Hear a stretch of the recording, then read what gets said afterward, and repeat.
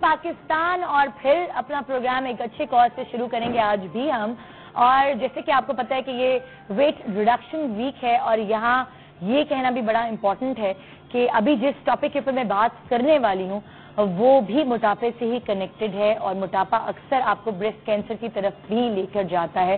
اور اسی لیے بات کرنے کے لیے ہمارے پاس یہاں ہے doctor Amna Khan, consultant surgical oncologist, Shaukat Khanum memorial cancer hospital سے ہیں. اور یہ اویئرنیس دینا چاہیں گی خواتین کو جو ہمیں یہاں دیکھ رہی ہیں کہ بریسٹ کینسر بیسیکلی ہے کیا, کیسے ڈیولپ ہوتا ہے, کیا ہمیں اس کی احتیاط کرنا پڑتی ہیں اور کیسے پتہ چلے کہ خدا نخواستہ کسی کو بریسٹ کینسر. السلام علیکم جی, کیا حال ہے آپ کی؟ بالکل ٹھیک, تھینک یو ویری مچ. سب سے پہلے تو میں چاہوں گی کہ آپ لوگوں کو بتائیں کہ بریسٹ کینسر ہے کیا, what is breast cancer? The word cancer بہت سارے لوگ اس سے فیملیئر ہیں. ایک ایسی بیماری ہوتی ہے جو جسم کے کسی حصے میں شروع ہو سکتی ہے, اور کینسر کا مین پرابلم یہ ہوتا ہے کہ وہ بیماری اسی حصے میں نہیں رہتی اور اس میں پوٹینشیل ہوتا ہے اسپریڈ کا, وہ پھیل سکتی ہے, جسم کے ایک حصے سے دوسرے حصے میں پہنچ جاتی ہے اور پھر ایونچولی اگر علاج نہ ہو تو پھر پیشنٹ کے لیے بہت زیادہ تکلیف کا باعث بنتی ہے. بریسٹ کینسر کا شروع بریسٹ ٹشو میں ہوتا ہے اور یہ دنیا بھر میں خواتین میں سب سے کامن کینسر ہے.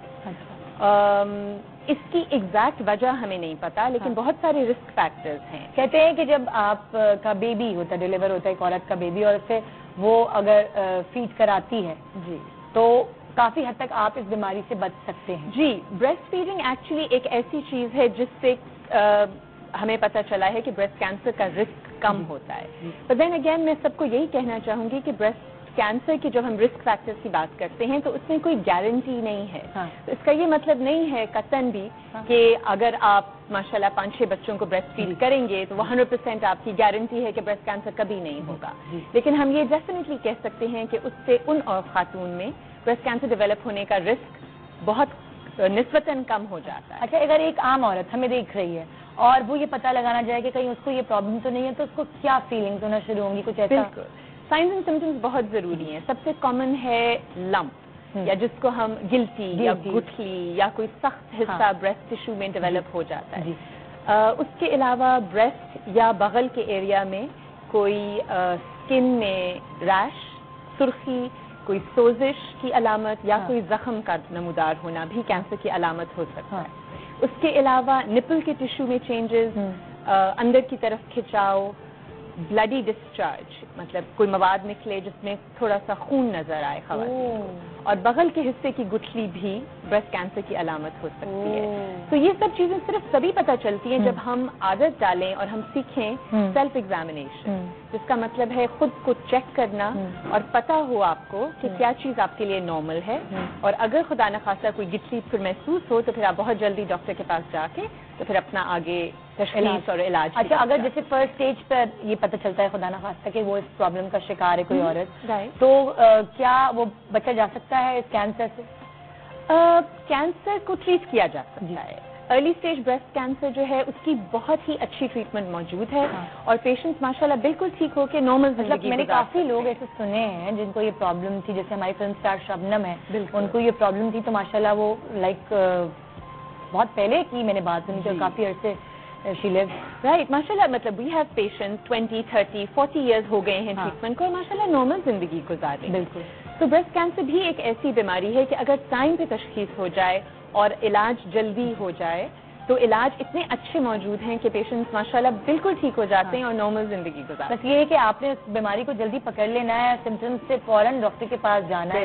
اچھا, اگر ایک نارمل عورت ہے اس کو اپنا علاج, اپنا سروے کب کب کرانا چاہیے, میڈیکل چیک اپ کب کب کرانا چاہیے ڈاکٹر کے پاس جا کے, تاکہ اگر اس کو سمٹمس بھی نہیں پتہ چل رہے, خدا نخواستہ کوئی ایسی چیز اس میں ڈیولپ ہو رہی ہے, تو کیا ٹائم پیریڈ ہونا چاہیے ڈاکٹر کے پاس جانے کا, معائنہ کرانے کا اپنا؟ اس کو ہم سرویلنس کہتے ہیں کہ ایک نارمل ہیلدی لڑکی کب اس بات کی احتیاط شروع کرے کہ اب میں نے اس بیماری کی طرف تھوڑی سی توجہ دینی ہے اور یاد رکھنا ہے کہ کیا کچھ کرنے کی ضرورت ہے. تو ریکمینڈیشنز یہ ہیں کہ 18 سال کی عمر سے سیلف ایگزامینیشن سیکھی جائے, اپنے آپ کا خود معائنہ کرنا, اپنا چیک اپ کرنا, اور ہر مہینے ایک دفعہ اپنا خود چیک اپ کر لیں. میں ہارڈلی 2-3 منٹ لگتے ہیں, بہت آسان کام ہے, کہیں جانا نہیں پڑتا, آپ خود سے کرتے ہو معائنہ. اور اگر کوئی معائنے میں آپ کو سال بعد, 2 سال, 4 سال بعد تبدیلی محسوس ہو تو آپ خود بہت جلدی اس کو پکڑ کے ڈاکٹر تک پہنچ سکتے ہو. ٹیکنالوجی کی انٹروڈکشن ہم کرتے ہیں تقریباً 40 سال کی عمر میں, کیونکہ 40 سال کے بعد بریسٹ کینسر کا رسک بہت زیادہ بڑھ جاتا ہے خواتین میں.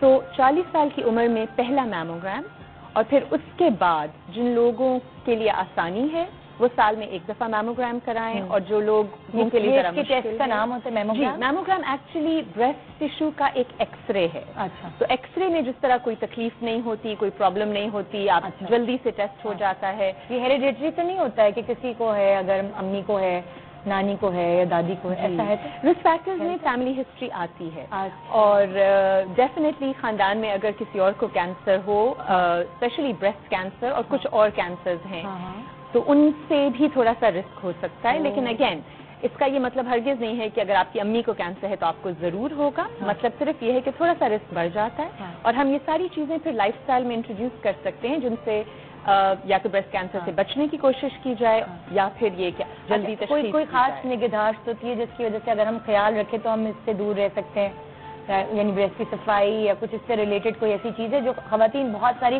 کیئر نہیں کرتی ہیں نا. مطلب اگر وہ چھوٹی چھوٹی ڈیٹیل میں ہم جائیں, خواتین شو دیکھ رہی ہیں تو ہم ان کو بتا سکتے ہیں, ہم ان کو ٹریٹ کر سکتے ہیں, اویئرنیس دے سکتے ہیں اس پروگرام کے through.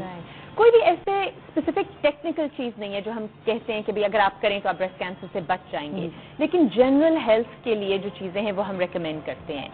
Regular exercise, and then again جس طرح آپ پہلے مینشن کر رہے تھے کہ اوبیسٹی یا موٹاپا ایک ڈیفینیٹ کاز ہے جس سے بریسٹ کینسر کا رسک بڑھتا ہے. زیادہ آپ کے پاس جو پیشنٹس آتے ہیں وہ اوبیسٹی کا شکار ہوتے ہیں کیا؟ کافی زیادہ ہے. پاکستان میں جو خواتین بریسٹ کینسر کا شکار ہوتی ہیں ان میں اوبیسٹی کافی پائی جاتی ہے.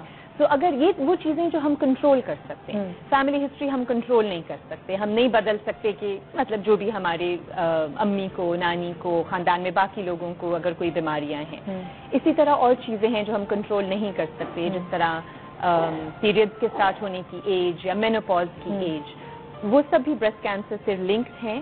لیکن اگین ایکسرسائز, ویٹ ریڈکشن, کہ وزن اپنا نارمل رکھیں, اسموکنگ سے پرہیز, اور الکوہول سے پرہیز, یہ 3-4 چیزیں ہیں جو ہم. ایک بڑا امپورٹنٹ سوال, شاید جنرل پبلک کے نہیں ہے, کچھ خواتین کے لیے, کچھ کلاس, سرٹن کلاس کی خواتین, امپلانٹ, بریسٹ امپلانٹ یا پھر لائپوسکشن, کیا یہ بھی کینسر کاز کرنے کی ایک مطلب ایک وجہ بن سکتے ہیں؟ نہیں, بریسٹ کینسر کا لائپوسکشن سے یا امپلانٹ سے کوئی کنیکشن نہیں. اچھا, کیونکہ مطلب جو چیزیں لائک اس طرح کی چیزیں ان کے سائڈ افیکٹس ہوتے ہیں, اس لیے میں نے کہا یہ ضرور پوچھوں, کیونکہ ہاں ان کے سائڈ افیکٹس ہیں, اور آئی ایم شیور جو بھی یہ پروسیجر کرائیں گے وہ ڈاکٹرز ان کو سائڈ افیکٹس بتاتے ہیں کہ کیا ہو سکتے ہیں. لیکن بریسٹ کینسر لائپوسکشن کا سائڈ افیکٹ نہیں ہے, نہ بریسٹ امپلانٹ کا سائڈ افیکٹ. اچھا, اور خواتین کو آپ کچھ بتانا چاہیں گی جو جن کی وجہ سے وہ اس سے بچ سکتی ہیں, یا اگر ان کو ایسی کوئی چیز نظر آئے تو وہ فوراً آپ کے پاس آئیں؟ مطلب خالی آپ کہہ رہی ہیں کہ لمپ اگر نظر آ جائے, گٹھلی نظر آ جائے, تو بس آپ چیک اپ کرا لیں فٹافٹ جا کے. لمپ کے علاوہ جو باقی چیزیں میں نے مینشن کی تھی, ریش اور تھکنس, اور وہ تھوڑی سی کھچاؤ اسکن کی, اور نپل سے بلڈی ڈسچارج, اور بغل کے ایریا میں گٹھلی, یہ سب چیزیں کینسر کی علامت. اور کوئی ہسٹری ہے کہ کتنی خواتین پاکستان میں اس مرض کا شکار ہیں, کوئی ایسا نمبر آف؟ ہمارے پاس جو اسٹیٹسٹکس ہیں اس کے مطابق پاکستان میں بریسٹ کینسر کا ریٹ ایشیا میں it's one of the highest. تو ہماری خواتین کے لیے یہ خاص طور پہ ذرا بڑا مسئلہ ہے, جس کے لیے ہم یہ کہ کیوں پاکستان میں کیوں اتنا زیادہ. ہمارا خیال ہے کہ کمبینیشن ہے جینیٹک فیکٹرز کا, مطلب جو جینز ہمیں ٹرانسمٹ ہوتی ہیں ہمارے والدین سے, ہمارے بڑوں سے, تو کچھ وہ ہے جو ہمیں ملتا ہے, اور کچھ انوائرمنٹ ہے کہ جو سارے ہمارے ارد گرد کا ماحول ہے, اس میں پھر جو ہم غذا کھاتے ہیں, جو ہماری آب و ہوا ہے, ایلیمنٹ بھی شامل ہے اس چیز میں. اس سب میں ہو جاتا ہے, کیونکہ بہت سارے لوگ اس چیز کے بارے میں اب ریسرچ کر رہے ہیں کہ ایگزیکٹلی انوائرمنٹ میں کیا چیز ہے جس کی وجہ سے ہمارے علاقے میں خاص طور پہ بریسٹ کینسر اتنا زیادہ پایا جاتا ہے. اسپیسیفک چیزیں ابھی ہم یہ نہیں کہہ سکتے کہ جی ایک یہ چیز ہے جس کی یہ وجہ ہے, لیکن ہمیں یہ پتا ہے کہ اگر ہم جنرلی ہیلدی رہیں, اور جس طرح میں نے پہلے کہا تھا کہ ریگولر ایکسرسائز کریں, کھانا کتنا اچھا, آپ کیا سمجھتے ہیں ڈاکٹر کہ فروٹ آپ کی غذا میں ہو وہ کتنا صحیح رکھتے ہیں؟ بہت اچھا ہے کیونکہ اینٹی آکسیڈنٹس ہوتے ہیں، اور اینٹی آکسیڈنٹس ایک ایسی چیز ہے جو کینسر کو باڈی میں انٹرنلی روکتی ہے. اچھا. تو فروٹس جو ہیں وہ بہت امپورٹنٹ ہیں. فروٹس، ویجیٹیبلز، ڈیری پروڈکٹس، اس طرح کی فریش چیزیں کھانا بہت بہتر ہے بجائے اس کے کہ ہم اسٹارچز یا کاربوہائیڈریٹ یا چکنی چیزیں یا تلی ہوئی چیزیں. اچھا، جب کسی کو بریسٹ کینسر ڈیولپ ہو جاتا ہے تو آپ کیا چیزیں ہیں وہ جو کھانے کو منع کرتی ہیں کہ یہ نہیں کھائیں آپ؟ بریسٹ کینسر کی پوائنٹ آف ویو سے ایکچولی کوئی ایسی چیز نہیں ہے جو ہم کھانے پینے کو منع کرتے ہیں. جیسا میں نے پہلے مینشن کیا تھا، ہم جس چیز سے منع کرتے ہیں کہ اگر کوئی اسموک کرتا ہو تو ہم کہتے ہیں بس اب اسموکنگ چھوڑ دیں، یا الکوہول بری ہے تو ہم وہ منع کر دیتے ہیں. کیمو تھراپی جو انجیکشنز والا علاج ہے، اس کے دوران کچھ چیزیں ایسی ہیں جو دوائیوں کے ساتھ کراس ریئیکٹ کرتی ہیں.